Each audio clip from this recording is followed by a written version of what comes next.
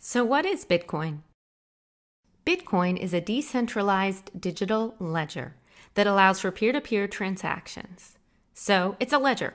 It's an account of who owes what to whom, and it's decentralized. There's a copy of it on every single computer or node in the system.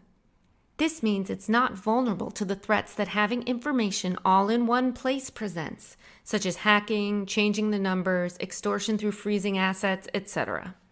Finally, it's peer-to-peer, so I can send Bitcoin directly from my wallet to yours without the need for a bank or credit card company as an intermediary.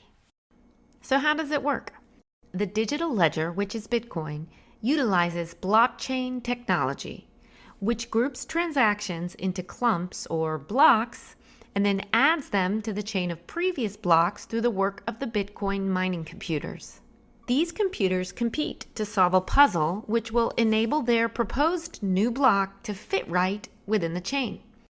Based on the number of computers mining, the system adjusts the difficulty of the puzzle to ensure that this only happens around once every 10 minutes. Once a new block is created, it is then published to the entire network, which recognizes the longest chain as the valid one, and then begins again the work of competing to build upon that new updated chain. And this is how new Bitcoin are created. With the insertion of each new block into the blockchain, a specified number of new coins are generated and available to be sold by the miners. These Bitcoin are in turn made up of 100 million smaller units called Satoshis, enabling the buyer the option of purchasing fractions of coins if they so choose. Originally, when the Bitcoin ledger was first launched in 2009, 50 new Bitcoins were created every 10 minutes with the addition of every new block. But every 4 years, that number is cut in half in an event known as the halving. This means that Bitcoin is a deflationary asset with less and less new Bitcoin available for purchase over the years. There will come a time when new blocks will only generate a few Satoshis at a time, and the system will work for an entire year without releasing a single new Bitcoin. For this reason, there will never be more than 21 million Bitcoin ever mined. So while the availability of new Bitcoin is getting scarcer and scarcer, the number of new adopters is growing worldwide.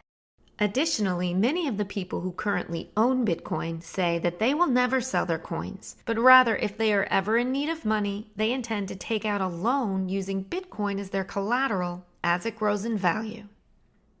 In fact, there's a word used in the cryptocurrency community called hodling to reference the resolve that, despite the volatility of the market, someone plans to hold on to their coins for years, decades, and even generations without selling them. And most of the Bitcoin community are currently hodling their coins. This means that of the 19 million Bitcoin currently mined, there are only about 1 to 3 million currently available for purchase.